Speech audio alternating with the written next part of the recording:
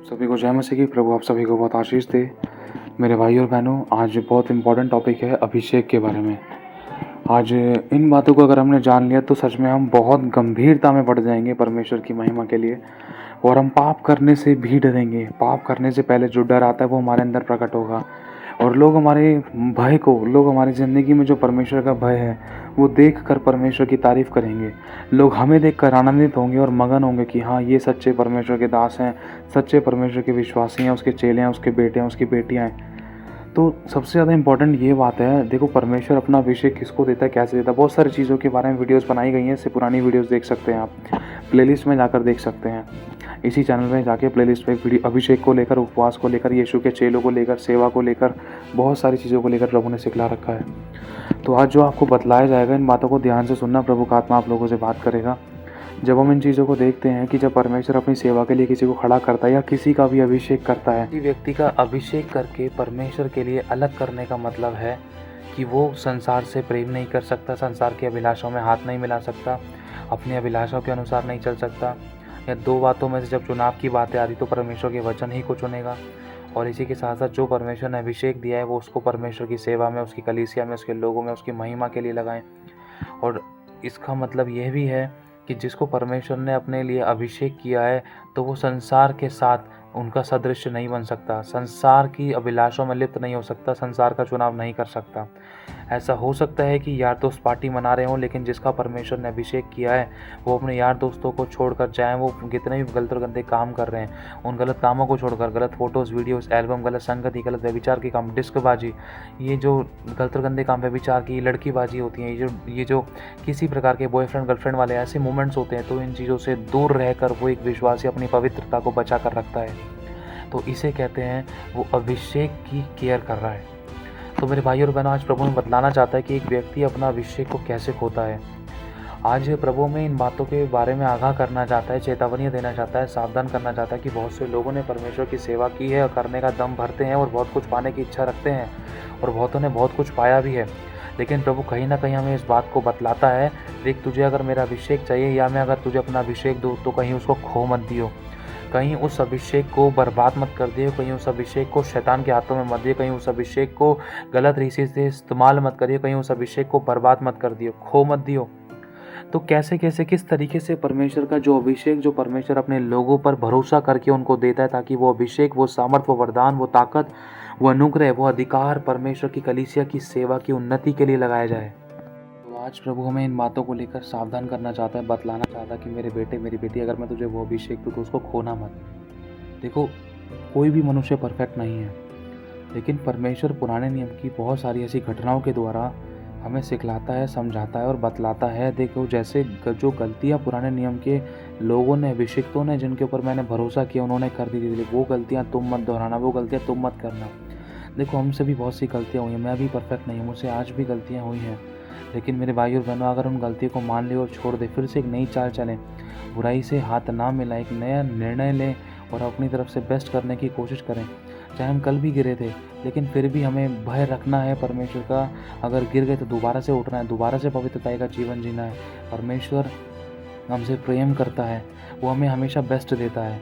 तो वो हमें ये जांचना है, ये जानना है कि परमेश्वर आज हमें इस बात के लिए क्यों कहना चाहता है कि जो परमेश्वर अभिषेक हमें देने पर है, या हमें दे चुका है, या हमें देगा, जिसके द्वारा उसकी सेवा सामर्थ्य रूप से बड़े कलीसियाओं में बड़े बड़े काम हो, छुटकारे हो, डिलीवरेंस हो, आश्चर्य कर्म हो, बीमार चंगे हों और मुर्दे जिंदा किए जाएं, बड़े बड़े चमत्कार किए जाएं, दुष्ट आत्माएं निकाली जाएं, रुकावटें खत्म हो, क्योंकि ये सब कुछ उस अभिषेक के द्वारा होता है। क्योंकि यीशु मसीह को जब भेजा गया तो यीशु के नाम के आगे मसीह लगाया गया है। ध्यान रखना, मसीह यीशु, और मसीह का मतलब है मसा किया गया, मसा मतलब अभिषेक किया गया, अभिषेक मतलब संसार से अलग कर दिया गया, कि वो संसार के लिए नहीं, अब वो प्रभु के लिए जिएगा, प्रभु के लिए मरेगा, प्रभु की इच्छा को पूरा करेगा, प्रभु की इच्छा के अनुसार चलेगा, और कोई उसको छू नहीं सकेगा। क्यों? क्योंकि वो प्रभु की आंख की पुतली बन चुका है। तो मेरे भाई और बहनों, आज प्रभु हमें बतलाना चाहता है, प्रभु हम पे भरोसा करता है और हमें बहुत कुछ वो देना चाहता है। अगर वो हमें देता है तो एक बात वो पूछता है कि जो मैं तुम्हें दूंगा क्या तो उसको संभाल पाएगा, संभाल सकेगा, संभाल सकेगी। प्रभु हमसे क्यों कहना चाहता है? क्योंकि प्रभु नहीं चाहता कि उसकी सेवा या उसकी कलीसिया पर दोष लगे या कोई नाम परमेश्वर का खराब करे। तो प्रभु इन बातों को लेकर हमसे कहना चाहता है, मेरे बेटे, अगर मैं तुझे अभिषेक दूंगा, कहीं तो पुराने नियम के विषयों में उन घटनाओं को देखकर कहीं तो उनके समान तो नहीं करेगा ना। देखो क्या हुआ था, एक इंसान अभिषेक खोता कैसे, कई सारे बड़े बड़े कारण हैं। देखो, जिस चीज़ की इंसान को ज़रूरत होती है ना, उस चीज़ के विषय में सबसे पहले शैतान एक विश्वासी को भरमाता है, जिसका अभिषेक किया गया है, जिसको पास्टर के लिए चुना गया है, सेवा के लिए, विश्वास उसके लिए, कलीसिया के लिए, या जिसको रखवाली करने के लिए, या जिसको चुना गया है परमेश्वर की स्तुति करने के लिए, आराधना करने के लिए, प्रार्थना करने के लिए, एक योद्धा बनाने के लिए, चर्च अपॉइंट करने के लिए, चर्च अनॉइंट करने के लिए, कलीसिया खोलने के लिए, या मतलब जो भी तरीके से जिसमें परमेश्वर अनुग्रह करता है कि जब कलीसिया तैयार की जाती है, कलीसिया की शुरुआत करने के लिए, खोलने के लिए नहीं। तो परमेश्वर आज हमें बतलाना चाहता है मेरे भाई और बहनों कि यदि मैं तुझे वो अभिषेक दूँ तो क्या उसकी केयर करेगा, उसको संभाल कर रखेगा। देखो, प्रभु हमें ये बात भी कहना चाहता है, देख पुराने नियम को याद कर, बहुत से लोगों को मैंने अभिषेक दिया, कितने लोगों ने उस अभिषेक का सही इस्तेमाल किया। अगर हम सीधा सीधा उदाहरण देखें तो हम जान सकते हैं मूसा को देखकर, मूसा एक बहुत बड़ा वर्ल्ड का बेस्ट और फेमस लीडर रहा है। मूसा नबी, मूसा के जैसा आज तक कोई लीडर नहीं हो सका। इतनी बड़ी भीड़ को लेकर चलना कोई आसान बात नहीं है, और परमेश्वर से आमने सामने बात करना और परमेश्वर की इच्छा को पूरा करना। लेकिन फिर भी कहीं ना कहीं मूसा से गलती हो गई थी। परमेश्वर ने कहा था मूसा चट्टान से बात कर, उस पर लाठी मार, लेकिन मूसा ने देखो, अगर हम इस बात को पढ़ते हैं तो कहीं ना कहीं हमें इतनी वो चीज़ नोटिस नहीं आती, लेकिन जब परमेश्वर के चश्मे से देखते तो पता चलता है कि कितनी बड़ी गलती है। उस छोटी सी गलती के कारण परमेश्वर ने मूसा को कह दिया था, देख तूने जो मुझे इजराइलियों के सामने पवित्र करके नहीं ठहराया, तूने मेरी रिस्पेक्ट नहीं की, अब देख तू उस शहर में ना जा सके, उस देश में ना जा सकेगा जिसमें मैं तुझे भेजने की कसम खाई थी। सो जो वो वाचा का देश है, अगर उसको अभी देखा जाए तो वो एक तरीके से स्वर्ग है हमारे लिए।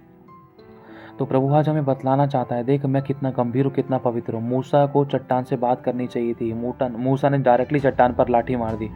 मूसा का चट्टान से बात करता तो वो मुझे पवित्र करके ठहराता, लेकिन अगर मूसा ने चट्टान से बात नहीं करी, उसने डायरेक्टली चट्टान पर 2 बार लाठी मार दी, तो मूसा ने क्या सोचा? मूसा ने सोचा पानी निकालना बहुत महत्वपूर्ण है, बात करना इतना ज़्यादा ज़रूरी नहीं। लेकिन परमेश्वर की दृष्टि में वो बात भी बहुत ज़्यादा बड़ी और महत्वपूर्ण, बहुत बड़ी मायने रखती है। अगर हम शिमशोन को देखें तो शिमशोन के ऊपर भी परमेश्वर ने अपना अभिषेक रखा था, उसके ऊपर परमेश्वर का आत्मा बल से उतरता था, परमेश्वर की सामर्थ, ताकत, अनुग्रह उसके ऊपर भरपूरी से था। कोई इसको छेड़ नहीं पाता था, कोई इसको छू नहीं पाता था, कोई इसका कुछ नहीं बिगाड़ पाता था। शेर और भालू को यूं ही फाड़ दिया करता था, क्योंकि लिखा है कि यहोवा का आत्मा उसके ऊपर बल से उतरता था, परमेश्वर की ओर से उसका अभिषेक किया गया था। और अगर हम शाऊल के बारे में पढ़ें, शाऊल का भी परमेश्वर की ओर से अभिषेक किया गया था, लेकिन शाऊल अयोग्य ठहरा था। भले ही वो राजा बन चुका था, भले ही शुरुआत में वो सही था, लेकिन बाद में वो अयोग्य ठहरा। उसकी जगह पर किसी और को राजा बना दिया गया जिसका नाम दाऊद था। तो अब हम जानते हैं, इन बातों को समझ सकते हैं कि परमेश्वर कितना गंभीर है। अगर हम परमेश्वर की एक उस अनॉइंटिंग, उस सामर्थ, उस अभिषेक को पाकर, एक पदवी को पाकर, या परमेश्वर की ओर से उस नियुक्ति को पाकर, चाहे वो चर्च के अंदर जूते चप्पल की सेवा है, चाहे चर्च के अंदर बड़े बड़े काम करने की सेवा है, चाहे प्रचार की है, चाहे आराधना की है, चाहे वर्शिपर की है, चाहे पानी पिलाने की है, सेवा है। परमेश्वर छोटी छोटी बातों में परखता है, तभी वो बड़ी वस्तु का अधिकारी बनाता है। तो परमेश्वर आज हमें बतलाना चाहता है, जो सेवा परमेश्वर ने हमें दी है उसमें हमें विश्वास योग्य रहना है। क्योंकि देखो, शिमशोन को अगर हम देखें, शिमशोन उस बात में विश्वास योग्य नहीं था।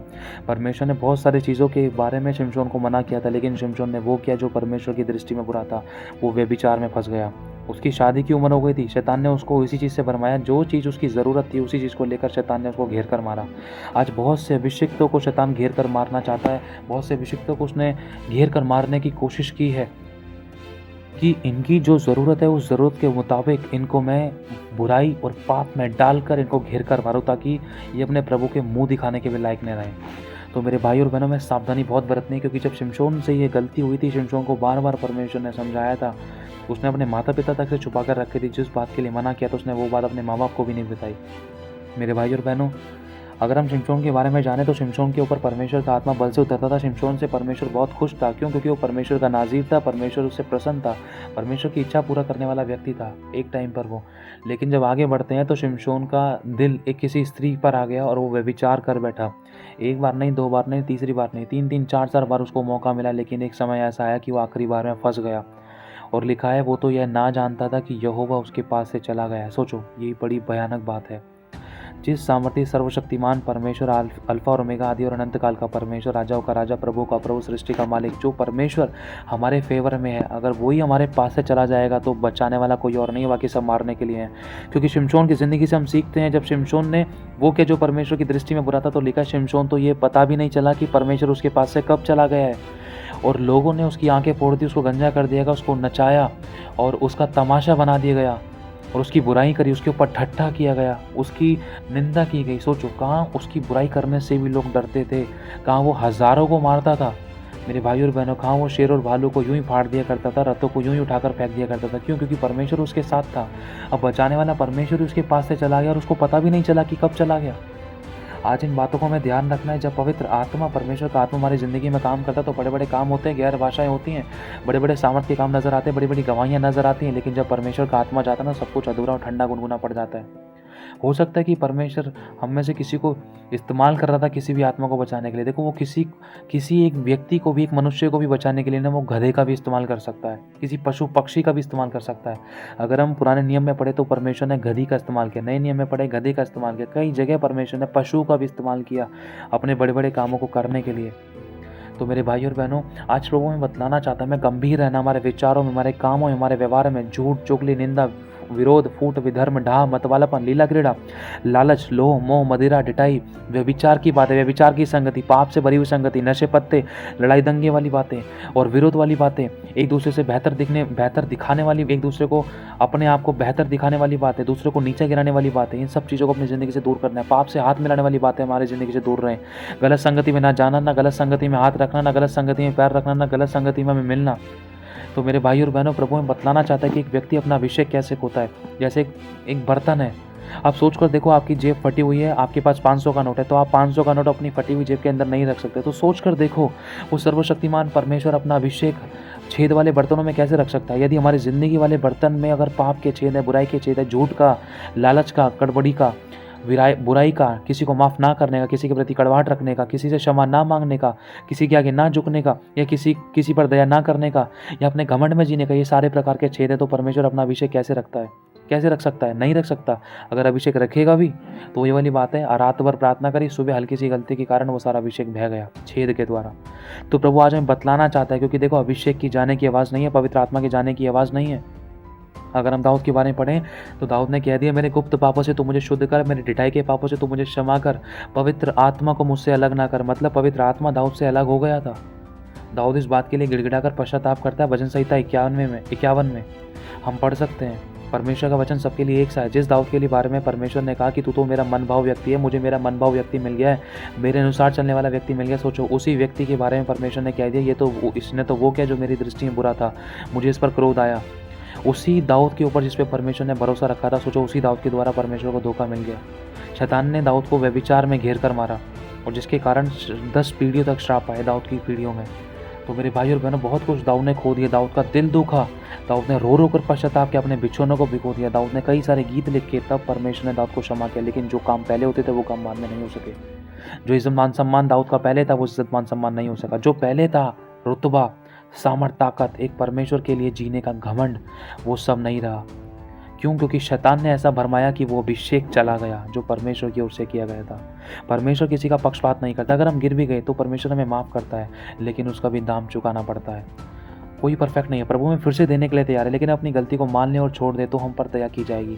आज प्रभु में बतलाना चाहते हैं, मेरे बच्चों, अपने अभिषेक का ध्यान रखना। अगर तुम अभी छोटी छोटी बातों में गंभीर होगे तो मैं तुम्हें और बढ़कर अभिषेक दूंगा, ताकि तुम्हारी ज़िंदगी में बड़े बड़े काम हो, ताकि जिस बुलाहट के लिए मैंने तुम्हें बुलाया वो बुलाहट तुम्हारी ज़िंदगी में पूरी और तुम्हारी ज़िंदगी में बड़े बड़े काम हो, छुटकारे हो, आश्चर्य कर्म हो।